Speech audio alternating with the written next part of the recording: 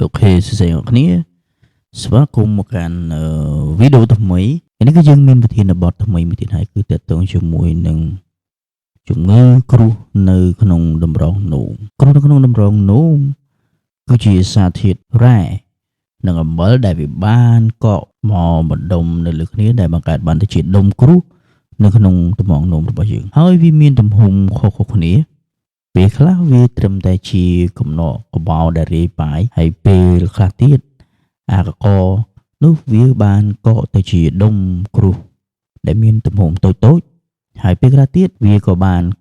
cọ tới chỉ đầm hùng thom thom phần còn bao sầm mẹ vài con cố có miền này hơi vì bằng cọ miền cả chưa chụp chập kháng nơi về đại đông kru từng ở nút vì chập đà miền chợ na plati nơi khung bồn tập nộp bao nhiêu kháng cái đóนี่คือจีรูปสัญญาสำคัญในบ้านการล้างจียกยอบจำนวนปรำปีในเนี่ยจมือกรุในขนมดำรงนุ่มที่มุ้ยมินกาใช้จกจับจักครั้งในจมเฮียงหน้ามุ้ยขางเฉวงหรือขางสดำขางกระขนองหรือในขางกระปูที่ปีชี้จะหมกกระเลียนที่ใบหนูมอเมียนเชี่ยมอจมุ้ยตึกนุ่มอาจมีนจีบปกระชุกปกระหอมหรือก็ปกถนาวที่บุญนุ่มยึกยบจึงธรรมดามีนารมถ้ากะให้ในปีได้นุ่มดองที่พรำมีนกระจองขอุดหรือก็ขอุดที่ประมุยตึกนุ่มหล่อให้มีนคลำชูลเจคลำเป็นเต็นจำนวนจงไกรนั่นคือมีนกระได้คลูนให้เนี่ยในขนมแก่ไหนได้มีโรคฉลองโจตีขังของคลูนจังประพิจำในครั้งเลยนี่คือจีโรคสัญญาได้เกิดมีนในเลยเนี่ยจมูกจีหนึ่งหยอกจังยื่นโจหมดดาวประเภทในกรูในขนมดำรงนุ่มนี่เป็นไม่ดองประเภทในกรูต่างๆนี่คือวิมีนบุญได้เกิดมีนที่มุกคือปปุการชมสโตนมนุษย์พิจารณาการกรูประเภทนี้คือมาปีการชมออกซิลัดที่ปีคืออะซิดอิริกสโตนพิจารณาการตะลือมนุษย์ได้ระบบอาหารระบบกอดสมบูรณ์ตัวดาวโปรตีนกระปุกหนึ่งการล้างตะลือเนี่ยจมูกเกาที่ใบสตูวิดสโตนมันก็ล้างตัวดาวมีรูปในเพลิงต่างหนูเป็นสันบาในต่างๆนี้อาซาการจมูก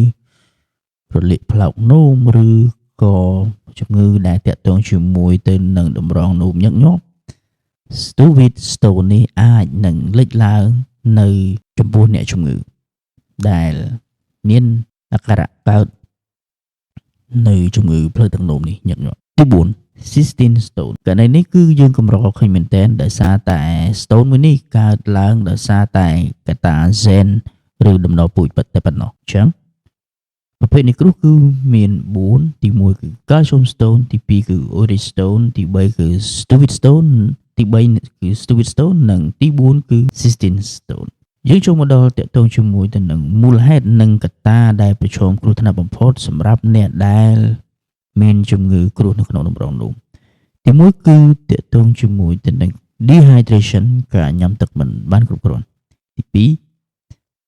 high sodium หรือก็ high protein ในขนมระบบอาหารจังเมนิธาในจมูกได้กอดระบบอาหารระบบกอดปูเป็นตัวดาวจิตโซโยมฉลามจิตบอลนังจิตโปรตีนฉลามคือทัวเอามีนกรูในขนมดำรงนุ่มที่ใบคือเตะต้นจมูกแต่หนึ่งปวดในขนมกรูซามีนการจมูกกรูในขนมดำรงนุ่มนี่แต่ที่บุญคือจมูกเนี่ยถอดหรือตุ่มเงินที่ปรามแต่สถานการณ์ประทานพยาบาลมวยจมูกมวยจมูกโดยจีhyperparathyroidism อยู่ที่ไอหรือก็เนี่ยจมูกกดฉีดดำให้นั่งทนำเส้นเดียดโดยจีการประทานจุดถึงนุ่งการชมหรือก็แอนตาซิดก็เวียอาจฟื้นเอามีนการในจมูกกรูในขนมดำรงนุ่มนี่ผ่องได้จุดฟื้นดื่มได้ตืบอาจกำหนดรู้วินิจฉัยถ่ายยื่นมีนจมูกกรูในขนมดำรงนี่บ้างไว้แต่สำคัญคือเนี่ยจมูกโชว์ม้อนั่งคอมเพลนปรับเยอะกับปีอาการะจกในขังขนมปุ๊หรือก็จะมองกันเรียนนี่ยังเอาไว้ได้กรูเป็นไอฟื้นบนต้นอาจคือสมเนี่ยจมูกฟื้นคือ imaging เตคือ imaging เตนี่คือมีนโดยจีเอ็กซเรย์อัลตราซาวน์ ឬក៏ CT scan ជាដើមបើសិនបើអ្នកជំងឺមានលទ្ធភាពយើងអាចធ្វើរហូតដល់ CT scan ប៉ុន្តែបើសិនបើมันមានលក្ខណៈចាំបាច់ទេគឺត្រឹមតែធម្មតា ultrasound ក៏អាចបែងចែកថាគ្រោះមានទំហំប៉ុណ្ណាផងដែរទីពីរទៀតគឺតកតងជាមួយទៅនឹងការធ្វើតេស្តទៅលើទឹកនោមយើងយកទឹកនោមរបស់គាត់មកដើម្បីមើលថាតើវាមានដាច់រលត់ឬក៏វាមានកោសិកាអ្វីខ្លះដែលកំពុងតែមានវត្តមាននៅក្នុងទឹកនោមនេះទី3គឺតកតងជាមួយទៅនឹងការមើលឈាមយើងត្រូវតែមើលទៅលើ calcium uric acid level និងមួយចំនួនទៀតគឺតកតងជាមួយទៅនឹង complete blood count ដើម្បីចង់ដឹងថាតើ white blood cell ឬក៏ red cell ឬក៏ cell មួយចំនួនទៀតវាឡើងចំនួនប៉ុន្មានដើម្បីងាយស្រួលនៅក្នុងការកំណត់រោគវិនិច្ឆ័យនិងការប្រើប្រាស់ថ្នាំឲ្យបានត្រឹមត្រូវចូលមកដល់ការព្យាបាលវិញការព្យាបាលទី1បើករណីគ្រោះនោះវាមានទំហំតូចជាង5មីលីម៉ែត្រអញ្ចឹងអ្នកជំងឺត្រូវតែញ៉ាំទឹកឲ្យបានច្រើនចាប់ពី2ទៅ3លីត្រនៅក្នុងមួយថ្ងៃហើយយើងអាចប្រើ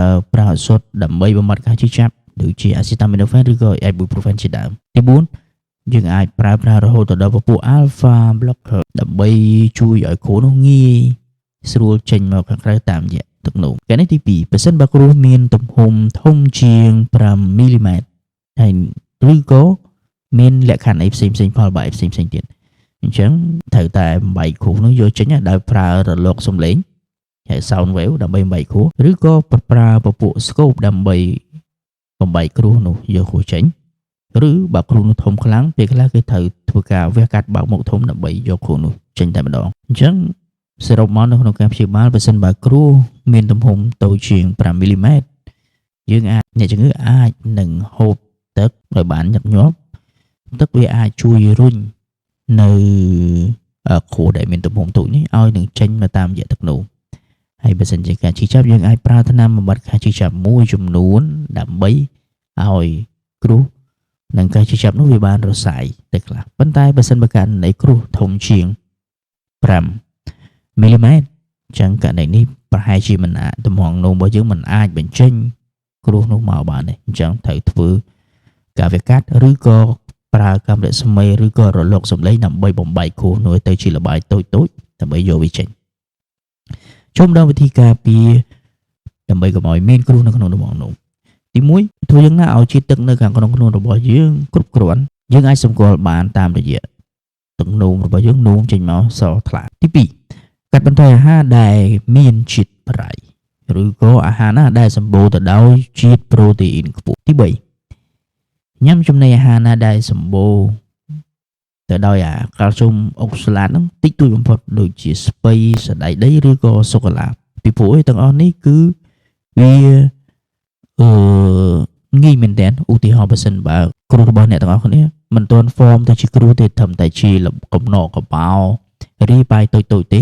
ហើយបើសិនជាអ្នកទាំងអស់គ្នាចូលចិត្តញ៉ាំបន្លែឆៅដែលបន្លែបៃតងដែលមានដូចជាពពួកស្ពៃទាំងអស់នេះគឺស្ពៃវា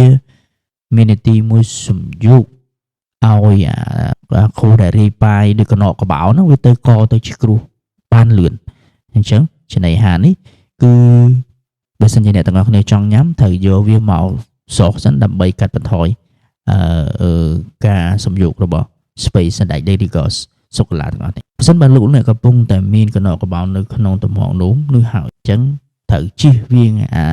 អាហារដែលសម្បូរទៅដោយពពួកកាល់ស្យូមអុកសាឡាតដែលមានដូចជាស្ពៃសណ្តែកដីនិងសូកូឡានេះទី4ត្រូវកំណត់ការញ៉ាំសាច់សត្វដែលសម្បូរទៅដោយពពួកប្រូតេអ៊ីន